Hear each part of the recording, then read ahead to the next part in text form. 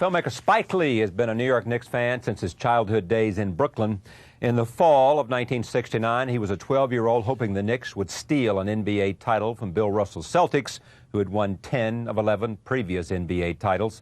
Spike's hope has proved to be never-ending, and today he has become a permanent fixture at almost every Knicks game. In his new book, Best Seat in the House, a basketball memoir, he tells how he worked his way down from the nosebleed section to courtside, and I am pleased to have him, especially this evening. We tape this show this Friday at about 5 o'clock. So that you can get to the Garden at 8 o'clock in order to watch your New York Knicks without Patrick. Not only my team, but without Patrick. My team, too. Everybody's team. Without Patrick, without Allen Houston and Charlie Ward. Yeah, and you firmly believe, and this is not sort of whistling in the dark, now they're gonna win. They're going to win. They're going to win tonight. How are they going to win? Because they're going to win. They only have 9 players. Like my mother. Why can't I do this? Because. Because what? Because I said so. No, Charlie, seriously, other players are going to step up. The energy tonight in the Garden is going to be unbelievable.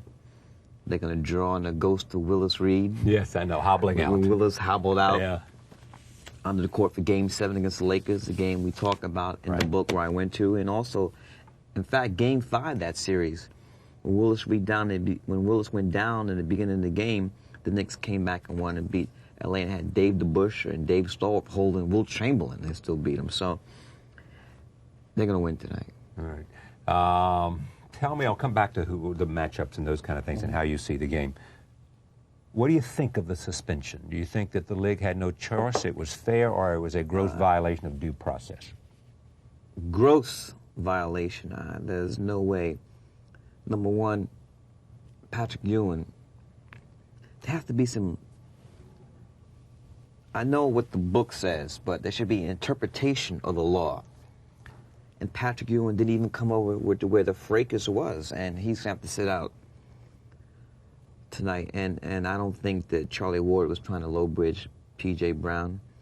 I don't think he was either. To what advantage? Him out. Yeah. And for P.J. Brown to throw a good Christian like Charlie Ward, who prays every day on his knees and throw him on his head, was uncalled for. And Pat Riley, he's behind this. You think so? Yes, he had those guys. I wish somehow somebody had a videotape or tape recorder what he said to his players before. In the locker room before they came out. That practice. What do you think he might have said? Go for broke, challenge people's manhood, so therefore they equate that with physical play. And, but... Here's what he said to him probably. He said to him probably, you know what, they think this is over. And it is over unless you can prove to them that you are stronger and better than they are. If you can't prove to them that you're stronger and better than they are, it's over. And everything we believed in ourselves was not true. Are we who we think we are, or not? The quotes from Pat Riley today, or yesterday, saying that Charlie Ward instigated this. Charlie Ward still thinks he's at Florida State. Come on, Pat. More than that, he said that, and he said that the New York Knicks had to create an incident.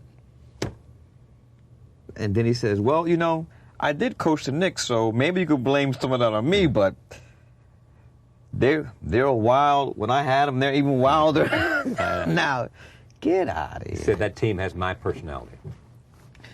Well, it's kind of sad that Pat Riley and I were born on the same day, too.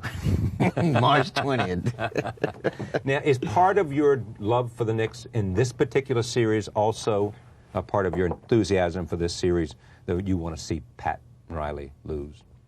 I don't really, I have no big qualms about Pat Riley. I'm thinking more about Michael Jordan and just the Heat just happened to be the team that's in the way, and once we dispense it in, then it's on to big and better things. And Michael and the Bulls have been in the Knicks' way for too many years, and I really feel in my heart. I know Patrick Ewing has expressed this too, that this is a year where we finally get over the hump.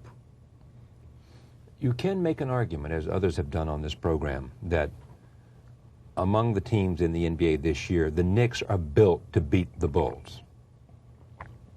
I think that even if you look at the playoffs last year where the Knicks lost to Chicago 4-1, they played them, even, and the fact that the Knicks had no offense, that's why they lost the games. But the acquisitions of Allen Houston and Larry Johnson and Chris Charles and Buck Williams, we have some firepower now. And the key game was the last regular season game of the year when the Knicks beat Chicago in Chicago in the United Center. And I think besides Michael Jordan, I probably think the rest of the Bulls all worried about the Knicks. Besides Michael Jordan? Except Michael Jordan. He's not worried. Not him, but I'm talking about the rest of those guys. Michael Jordan, you know Michael Jordan. You work with him. He's your friend. Mm-hmm. He thinks they can't lose. Well, I right? think because he thinks he's not prepared to take defeat. Any true warrior, any true competitor will never even consider the thought that they're about to lose. That's what has made Michael Jordan so great. He's a great competitor. Not just he competes not only when he's playing basketball, but tiddlywinks, craps, ping pong, golf. He hates to lose, and for me, what makes great ball players? A great ball player is not just doing stuff, just doing whatever sport you are. A great ball player elevates his teammates. And Mike makes a lot of those guys on Chicago who be scrubs and a lot of other teams, if you place them in different scenarios, he makes these guys look like they're great. And I think that's how you gauge whether somebody is great. How does he elevate his teammates' games? And money does that. Does Patrick Ewing do that for the Knicks? He's not done that as much. Not consistently. Not consistently, and you can't. He doesn't own up to it. You can't compare to Michael when you talk about that category. Yeah. Now, I'll tell you what's interesting is Grant Hill understands that's what he has to do for the Pistons.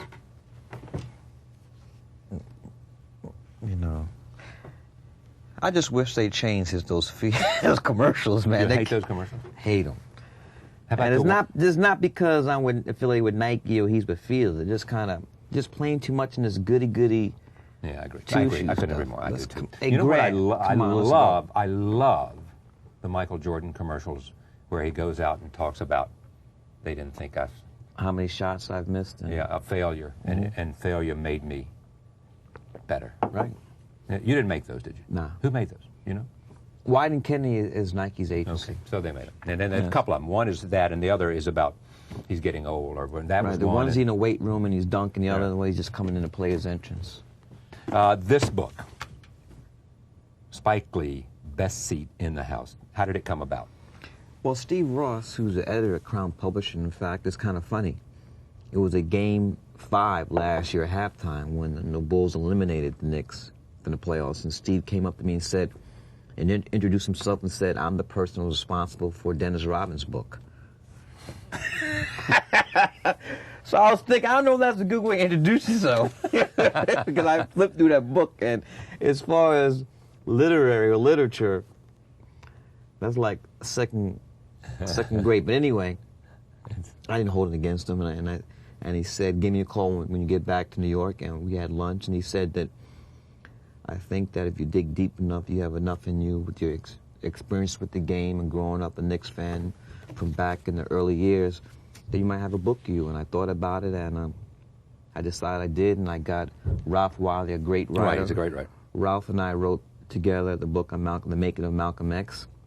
Ralph was a sports writer for Oakland Tribune and Sports Illustrated for many years, and so we started working on it. And we're very pleased in it, and I think that the mark that there's a good book, people don't even understand basketball or sports can still appreciate this book, and that was really the goal. It was kind of like a high wire act, because you really want to get too deep into basketball, because then you might go over people's head. What is it about basketball for you? Just, first of all, I'd like to say, Charlie, that I love sports, and my love of sports was handed down to me from my father, who always told us growing up that he was a great athlete, that he was a shortstop on the baseball team, the point guard, the quarterback. And so he instilled his love of sports into his sons and his daughter. And I guess I was born at the right time when, you know, back when my age, people my age, the first sport you introduce is baseball. Then comes, you know, football and basketball. But the time I got introduced to basketball, that's when the Knicks were starting to come together. Willis Reed. This was Willis Reed. And DeBusschere, and Bill Bradley, Walt Frazier, and Earl Monroe, and Red Holtzman. And so that was just a great time to be a kid in New York with Joe Namath on the Jets, and so in the Mets, '69. So I've just followed basketball. I think that it's the one sport that where you really see a person's personality, or where an athlete can truly express himself. They're running around there in their underwear.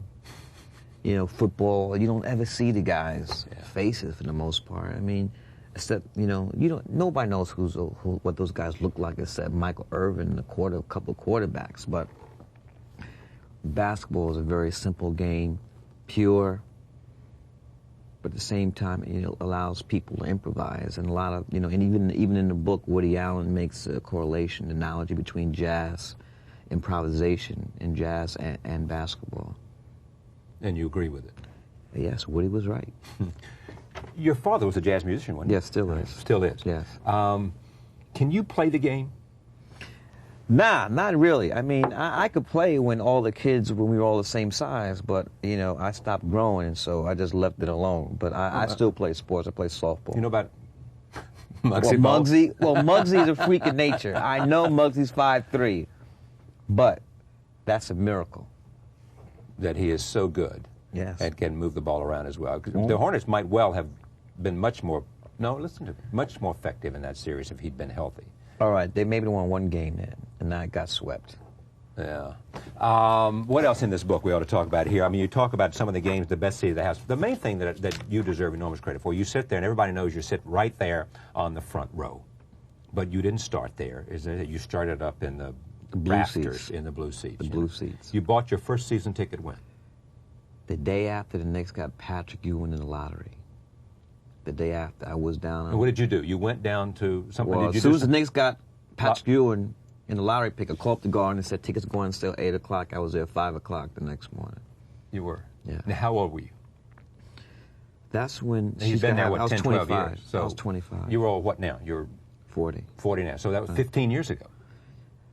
Well, I've as long as Patrick Ewing's been a Knick, that's how long I've had a season tickets. Yeah. And then you trade them up? How does that work? Well, every film, they would move me down. What you mean? They would move you down? The Garden management. Oh, really? Mm-hmm. So every time you'd make a film, yeah, they would appreciate you more. Well, I don't know about appreciation, but they just knew who I was more. I got more acclaim, whatever. So they would just move me down, and it's where I sit now. 4 years ago, they weren't selling those seats. Those were like the VIP seats. And then I got, on the down low, I got the word that next year going to sell them. You got what? They're going to sell them? Yeah, so I just kept faxing the Garden every day. Put me on the list when you do put these seats up for sale. And so when I did, my name was on the list, and so I've had those seats. How much? Paying dearly for it. I know they are. How much do you pay per game for those seats? Regular season? Yeah. This year? Regular season this year. I have 2 seats, so it's $1,000 a game. $1,000 a game? Per seat. And how many games did you go to? How many did you miss? Maybe the better question. I probably missed like 5, 6 games this year. So you're there from the beginning of the season all the way through? They raised the seats for playoffs. They do what? They raised the ticket become more expensive for playoffs. So you pay what, 1,000, 1,200, 15? 1,500. 1,500. And your wife, pregnant with our second child. The second child. She's not going tonight. Not going tonight. So you're taking your stockbroker or somebody like that. And who'd you take the other night when I saw you there? My father-in-law. Your father-in-law was there. Okay. So, man, we got a whole here's a line. Yeah, the celebrity line is right there where you are. No, I'm not talking about this. You mean a lot of people who want to get in line to take those seats? Yeah, they let me know. Spike, Tanya can't go tonight. I'm your man. I'm your man. I'm your person. The joy of it, your favorite player is whom? Of all time? Uh-huh. Walt Frazier. Is it really? Clyde. You love Clyde? Love Clyde. He was so smooth. Went out and bought the Pumas. Remember the Pumas with the... But more so than Earl, the Pearl, more so than... Oh, yeah, I love Earl, too, but you have to remember, Earl wasn't a Knick first. He played on the hated Baltimore Bullets, and he used to kill us. The hated Baltimore Bullets are coming back as the Capital Wizards or something. Yeah. The new team. Washington Wizards. Yeah, Washington Wizards. Terrible name. Yeah, but has had a fabulous year. Juwan Howard has a fabulous year. I wish they would have won at least one game from Chicago, though. But no, they're the team up and coming. Yeah. I read this book. I'll look at this picture here on the back. There he is, as a young man on the streets of Brooklyn. Six or seven right there. Ragamuffin, huh? Ragamuffin, yeah.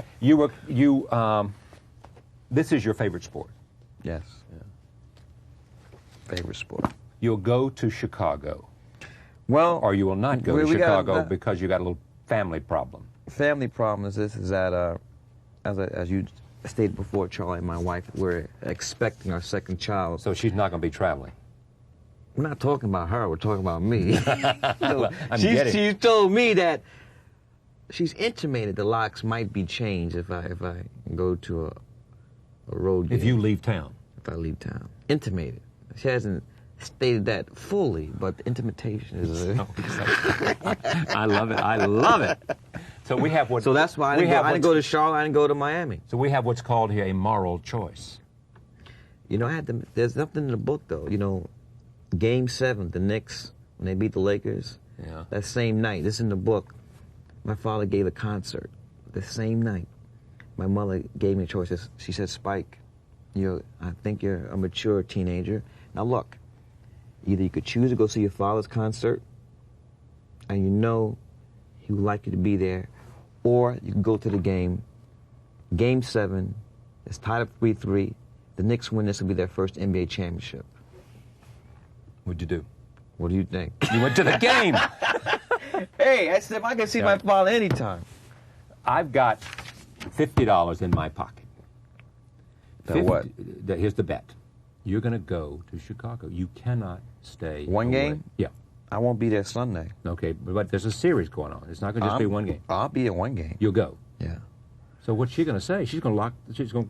What? Well, you're not taking this threat seriously? $50 I can take it lock back. You're not taking this... What? You're not taking this... You think she's just playing with you? Nah, she looked kind of serious when she intimated that. Yeah. Now, come on. This is your baby that's going to be born. I mean, doesn't a father... I'm going to be there when the baby... What are you going to do? Talk to God about when this baby's going to be born? And no, say, we were trying... I was saying, we should induce this. We read the gynecologist yesterday. Is that right? Is it possible? 38 weeks. Charlie, our first child was born at 38 weeks, so the baby's fully developed. The doctor told us yesterday. Oh, no. The lungs are fully developed. Tell me you didn't do this. The lungs are fully developed. Every day, Ty's saying, "Oh, I can't take this anymore. Why? I wish the baby would come." The doctor said, "Well, we can help you." So you are actively considering induced labor. Well, that's a medical possibility.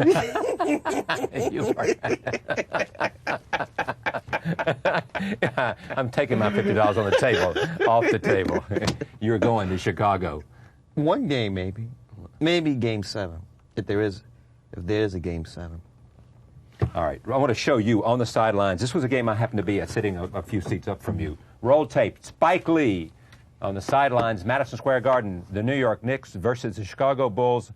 Last game of the season in which the Bulls visited the Garden to play the Knicks. Here it is. Michael had a brilliant game.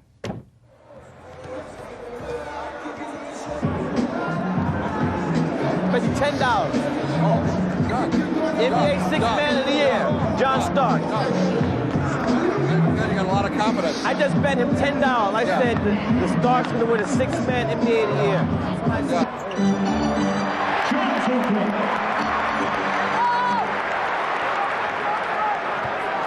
Get up, Scotty! Come on!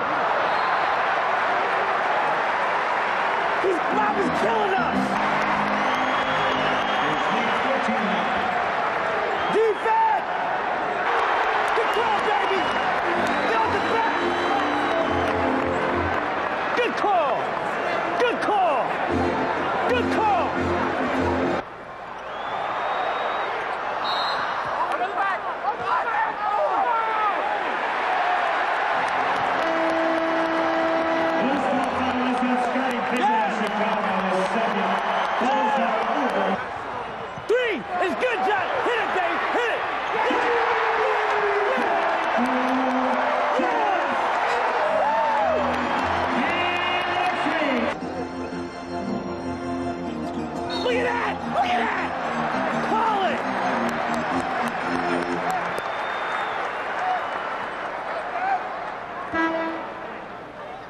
Hey, that was flagrant. That was flagrant. That was an elbow to the Adam's apple. That's not flagrant. That's a zone. That's a zone. 3. This guy right here. Scotty.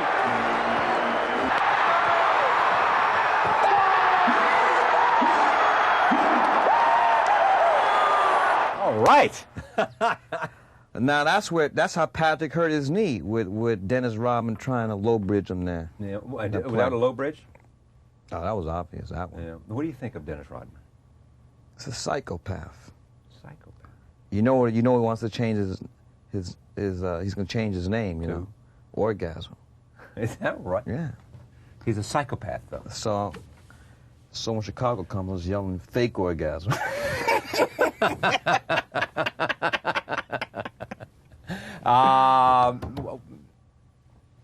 Your advertising agent. Talk a little bit beyond basketball. What is this about? And why did you get in the advertising business? And well, the New York Times Magazine spent a couple of pages talking about it. Well, it's a joint venture between D.D.B. Needham and myself. They're one of the world's biggest agencies. It's just a matter, Charlie, of me having more control artistically when I do commercials. For the most part, as a director, you don't have a lot to say artistically, as far as creative work, and this was giving me opportunity to have more creative input and also to have ownership, you know. I own 51% of this company, and it was a good move. I didn't have to put up anything, you know. They put all the money up front, and I own 51%. And what kind of commercials are you going to make? Well, we've done commercials for the upcoming Mike Tyson, Evander Holyfield fight. We have some McDonald's commercials coming up. We have some Anheuser-Busch commercials coming up. One of our clients is a company called Finish Line, which is they're like foot action, athlete's foot in the Midwest. We're going to be doing NHL spots for Fox Sports. So, you know, we're very happy about the amount of work we've got. And it hasn't even been a year. Well, we've been open since January. Well, you're good at this. I mean, you made all those commercials with Michael, which were your creative input, but you were simply a hired gun there. Well, I mean, I didn't write. Most of the time, I ad-lib, but I didn't write the spots. And, you know, and after the first couple of years, you know, I really did not edit them either. But this really gives me more creative input and also ownership. How goes where you would like to be in terms of your overall career? What you're doing, where you're positioned, what kind of films you want to make, the opportunity to make them? Well, that's a good question. I just want to be in a position where I could get finance. And, you know, it still bugs me that I still yet been able to get the finance with Jackie Robinson. And so what I've tried to be about, Charlie, is find alternative means of finance. And one way, you know, one direction went with is how we raised the money for Get on the Bus. So, you know, just because one of the studios says we're not doing this film, that should not be the end of the road, you know. Foreign money, whatever, you just got, you know, find alternative means of finance. How about making films for television? Would you do that? I would like to do a TV series. You know, I don't think I'm gonna do any Homeboys from Outer Space, but I would like to do a drama for television. What's happened to the Jackie Robinson project? Well, right now that property is owned by Warner Brothers. Took it over when they had that merger between Turner and Warner Brothers. So we've had a couple of meetings, and they seem to be interested in it. But that will not be my next picture. What else are you doing? What's the next project you got coming up? Oh, I know I did my first feature-length documentary. On? It's called Four Little Girls for HBO. It's about the bombing of the 6th Street Baptist Church that took place in Birmingham, Alabama. Oh, September of course 15th, we all know 1963. Yeah. So what did you do? You went back and interviewed everybody and talked to everybody? Yeah, the relatives, the parents, George Wallace. You interviewed George Wallace? Yes. What was that like? It's kind of out there. What does that mean, out there? He's not in good health, is he? No, he's not, but he was still, I want you to see the film. And it's a very, very touching. We really were successful in recreating who those 4 girls were. They got wiped out the ages of 3 of them were 14, and Denise McNair was 11. And that's going to open up in New York, the film forum in July, being several film festivals, and then it's going to be broadcast on HBO in February. I want to take note of the fact, because you and I have had lots of discussions, and frequently, about race, and I haven't talked about race in this conversation. We'll do it many, many times before because of my interest and yours. But Tuskegee today, a subject you feel very strongly about, and you and I have had conversations about it. The president today forgave on behalf of the country. Well, I think that's a great gesture on President Clinton's part, but I think that they also have to start writing some more checks, because the amount of money that they gave when it got distributed amongst all the people, all the survivors, was really pennies. So I like to see those survivors get, you know, open up the bank and give them some more money. Well, at least we're beginning to take some recognition of the horrible, horrible, terrible thing that happened. So, go Knicks. It's great to have you here. All right, going to see you in Chicago. I mean, I'll come to Chicago. Come to Chicago? I'll go with you to Chicago. All right, but I'll see you in the garden too, right? Yeah, you will. Not tonight. Not tonight. All right, but so like I have a seat. Yeah. And you have the games at 8, but you have a show. You're going to cancel the show, right? Yeah. No, I will do the show ahead of time, and I'll be there. What happens if? But I don't get the word till an hour before. You got to cancel the show. We'll see. Here is Spike Lee's basketball book, Best Seat in the House, a basketball memoir. Thank you for joining us. We'll see you Monday night. Frank Gehry, America's greatest architect, will be here. And also we talk about Terrence McNally's new film. See you then.